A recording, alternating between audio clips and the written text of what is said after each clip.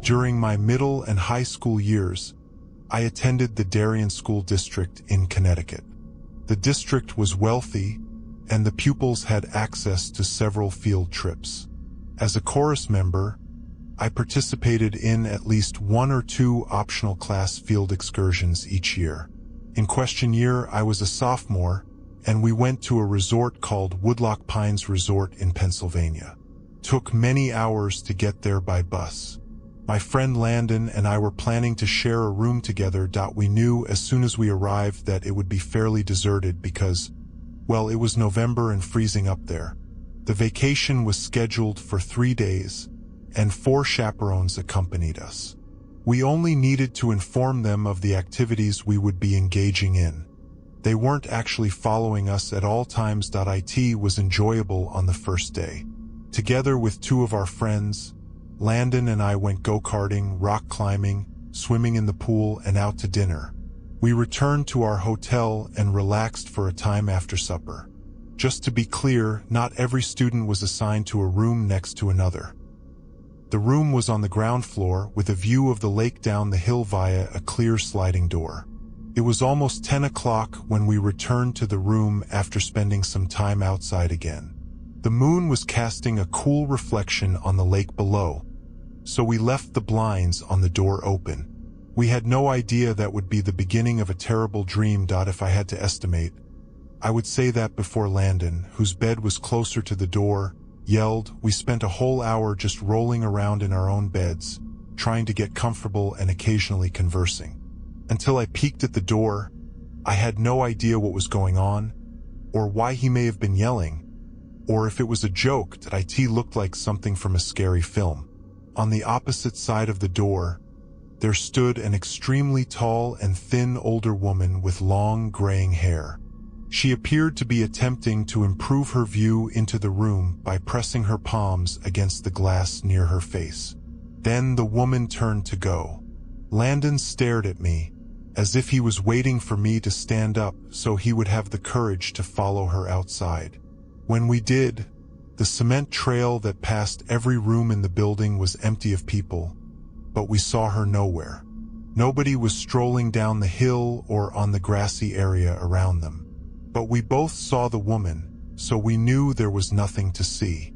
We told the 2 females we were friends with the following day, but we kept it a secret from the chaperones. Night fell once more. We went in through the back door and made sure to close the blinds this time after a long day of activities. I went to sleep around 30 minutes after Landon, who went to sleep earlier. Quiet as I awoke. I just knew that something wasn't right. I couldn't tell if it was what had awakened me up or not. To check if Landon was awake, I sat up and muttered his name. I moved to the left to look at him out of pure curiosity and instinct, but he didn't respond. The second bed was out of my line of sight for some reason. I looked up to see the tall old woman standing over my bed, saying, "Your back door was unlocked." She retreated 2 steps before turning and heading outdoors. Aside from my trembling, I felt motionless in that bed. Telling Landon what had happened, I woke him up. We decided to remain up all night, locked the back door, and closed the blinds once again. Since it was already 4 a.m., we wouldn't be sleeping too little. We headed to the dining hall about 8 o'clock to have breakfast. We saw the elderly woman through the window of the adjacent room as we prepared to alert our chaperones when we returned to our room. With her hands folded, she sat up straight on the bed, facing both us and the door. Instead of reporting her to the chaperones, we hurried to the lobby building's front desk to inform the workers. It was strange. None of them was really sure how to handle the circumstance. We eventually convinced them to accompany us to the woman's room. There, they discovered the woman seated in the same manner and an elderly guy perched on the opposite bed, staring up at them as they entered. The woman appeared to suffer from some sort of mental illness, but the man also seemed off. They definitely weren't the kinds of people you would expect to find at a resort that caters to families. And there was something really unsettling about him. We assured our chaperones, nevertheless, that the staff would not throw the two out as we had intended. To cut a long tale short, we had to finish the trip early and head home after a great deal of argumentation between chaperones and staff. Landon and I were just relieved to be leaving.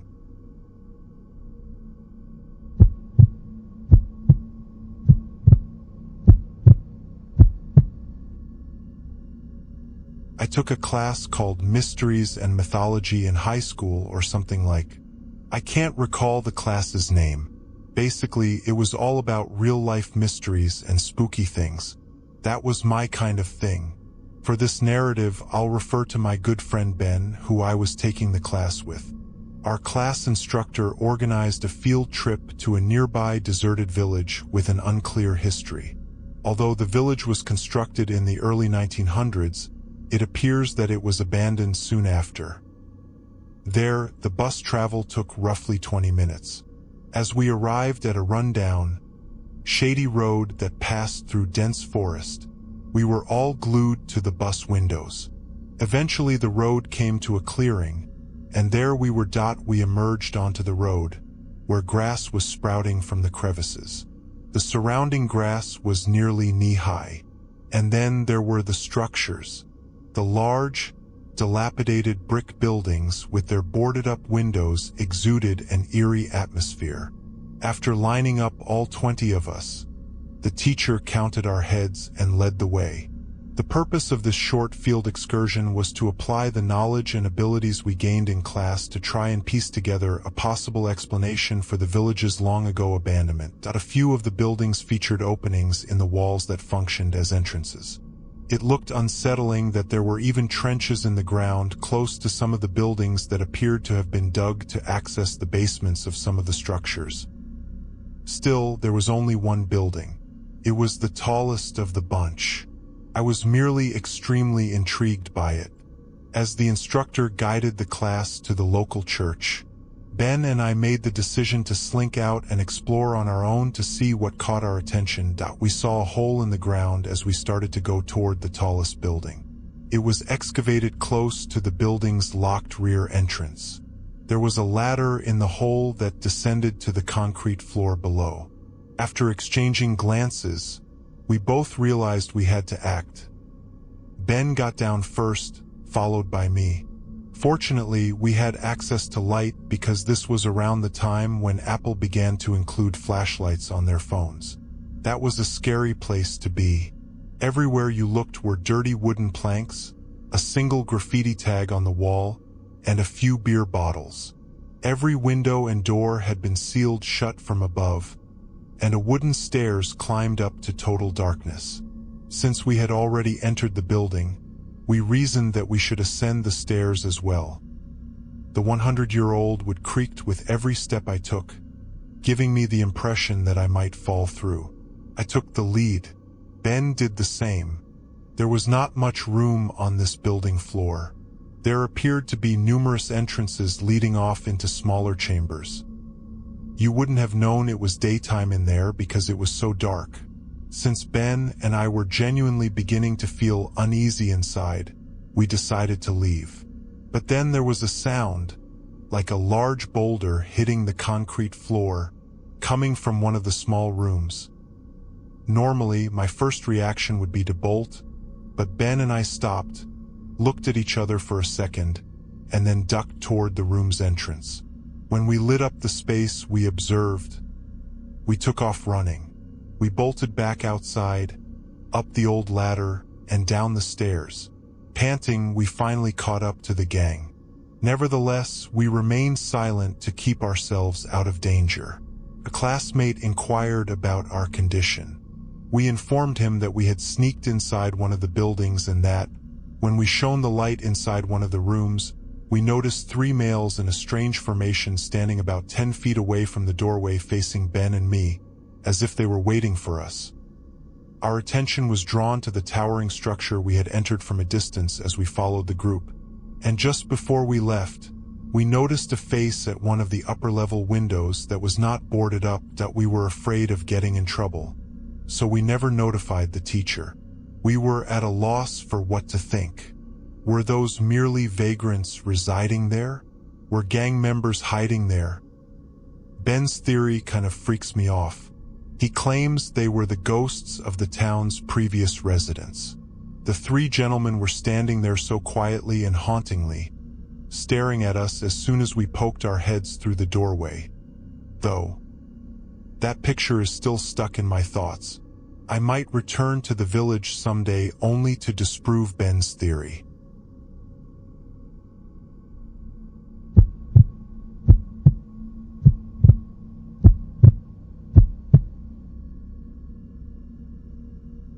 My class went on a field trip to a facility that was similar to a rural zoo about an hour's drive from our school when I was in the 4th grade. It was a dreary day with sporadic drops of rain, as I clearly recall. Although the zoo was small, it was kid-friendly. It contained nothing exotic, but a fair number of habitats, most of them inhabited by tiny creatures. In addition to other fascinating sights that I can't really recall, the zoo had a large building with taxidermy animals on display. I'll admit that during my primary and middle school years, I was a little strange. When I did strange antisocial activities, my mother and instructors would notice that I entered one of the restrooms without alerting any of the professors during our group building tour, for whatever reason. I went to the bathroom, cleaned my hands, and went back out into the corridor. There was nobody in sight. I strolled along a corridor that we hadn't yet traversed. The dark, dramatic lighting and the hallway's crimson carpets are still very much in my memory. Watching all the rigid, lifeless animals that were once living behind the glass cases gave my 8-year-old imagination fits.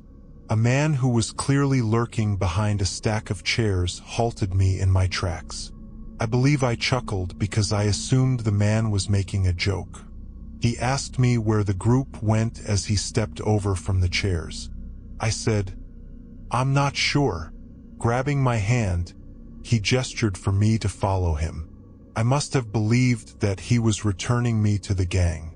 He showed me the way to an escape door that opened into the woods, a few benches, and a couple of dumpsters in the building's back area. He started tugging much more forcefully and tightened his grip on my arm as soon as we were outside. I was being pulled into the woods by him. Although I didn't yell or cry out for assistance, I can still clearly recall the queasy feeling in the pit of my stomach that suggested I might pass out. Then a woman let out a high-pitched scream. On the opposite side of the fence, there was one of the teachers. The man released me and bolted into the forest. A few moments later, I was pulled back inside by a few of the professors who had rushed outside the exit door and to the side of the fence. The teachers all scolded me while also consoling and smothering me. With that, the field trip was officially finished when they contacted my parents. The attraction's owners dialed the police. Everyone boarded the buses once more and headed home. But as my bus pulled out of the parking lot, my 8-year-old self noticed the man watching the buses go by while he crouched down in the trees close to the road and hid behind a branch. For some strange reason, I said nothing again. I think I was too shaken up or too shy to say anything at the time. For the remainder of the ride home, all the other kids gave me strange looks. I didn't care. But at the moment, I hoped the man would never be able to successfully kidnap a gullible small child like me. If you want to see more horror stories, check out my next video.